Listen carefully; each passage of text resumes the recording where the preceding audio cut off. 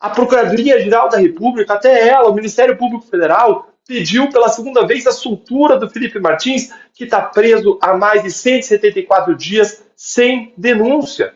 O primeiro pedido de soltura do Felipe Martins foi feito pela PGR lá em 1º de março, pouco tempo depois de ele ter sido preso em fevereiro, porque lá atrás, estamos em julho, lá atrás, em março, já estava claro que não existiam fundamentos para essa prisão. E qual foi o fundamento usado pelo ministro?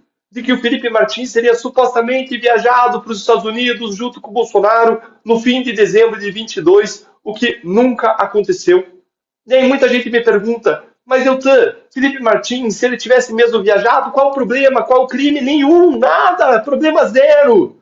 O ministro Alexandre de Moraes usou como fundamento para a prisão uma viagem inexistente para os Estados Unidos, dizendo se tratar de um indício de que ele poderia fugir do Brasil. O que isoladamente é um fundamento pior do que fraco para qualquer prisão, já que o Felipe Martins não era investigado na época, então ele não tinha restrição nenhuma para viajar. E no Brasil, até onde está na Constituição, na de 88, não na do Supremo, que é totalmente diferente, mas a Constituição de 88 diz que nós temos o princípio da legalidade. Ou seja, você pode fazer e não fazer qualquer coisa, a não ser que a lei proíba. E se o Felipe Martins não era investigado, não tinha nenhuma restrição para viagem, ele poderia viajar livremente para onde ele quisesse. E além disso, ele não viajou. E eu já falei isso e vou falar de novo. É sempre bom repetir, se Felipe Martins viajar para os Estados Unidos é um indicativo de que ele pode fugir do Brasil, sendo que ele não viajou, com muito mais razão, então Alexandre de Moraes deveria prender todas as pessoas que efetivamente viajaram naquele avião aquele dia, como o Bolsonaro, não é verdade?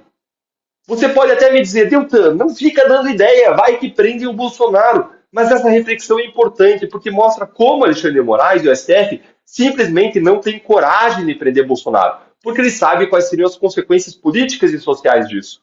E aí nós temos o Felipe Martins, que foi assessor de Bolsonaro, uma figura de menor expressão, preso de forma absolutamente ilegal e abusiva e injusta, sem qualquer fundamento, numa situação inacreditável, em que todas as provas que estão juntadas ao processo só comprovam e mais comprovam e recomprovam e supercomprovam que Felipe Martins não viajou e que aquela acusação feita por Moraes e pela Polícia Federal contra ele é falsa, é mentirosa.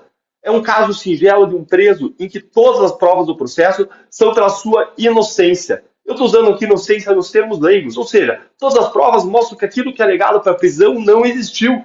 Isso foi mais uma vez reconhecido pela PGR, que pediu a soltura do Felipe Martins pela segunda vez. Será que agora o Moraes vai finalmente soltar o Felipe Martins? E se ele soltar o Felipe Martins, se ele decidir assim, isso não significa que a justiça vai ser feita? É claro que não, pelo contrário.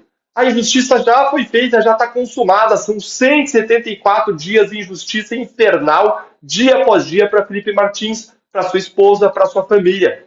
É como você soltar alguém que foi torturado. Isso não corrige e não resolve nada do que foi feito. Não resolve a tortura, não resolve o abuso, não apaga o passado. Reduz a injustiça futura, mas não corrige a injustiça passada. A única coisa que a soltura do Felipe Martins vai provar é que o Moraes cometeu um novo e gigantesco abuso no caso do Felipe Martins. É uma confissão de que ele comete injustiças. É uma confissão de que ele é um juiz autoritário. E o que vai restar para o Felipe Martins e para sua família é, claro, pedir uma indenização para o Estado pelo erro de procedimento do Moraes e da PF. Mas, depois do que aconteceu no caso Homero Marchese, que conseguiu uma indenização de 20 mil reais da União pelos abusos do ministro Alexandre de Moraes, mas essa decisão foi derrubada numa canetada pelo próprio Moraes, embora ele fosse suspeito, porque ele está se auto-beneficiando, porque ele poderia vir a ter que pagar essa conta.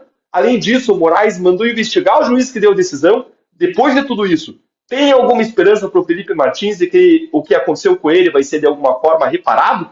Algum juiz vai ter coragem de indenizar um erro do Alexandre de Moraes, depois que o juiz que fez isso foi investigado, se determinou a investigação dele? Essa esperança, meus amigos, parece estar extremamente distante.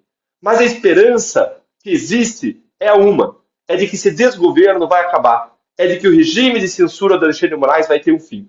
Temos uma única chance em 2026 e precisamos agarrar essa chance. E ela está lá no Senado e na eleição de mais de 55 senadores de direita e comprometidos com o impeachment de ministros do Supremo que violem a Constituição e violem a lei. Essa sim é a verdadeira e única esperança que nós temos.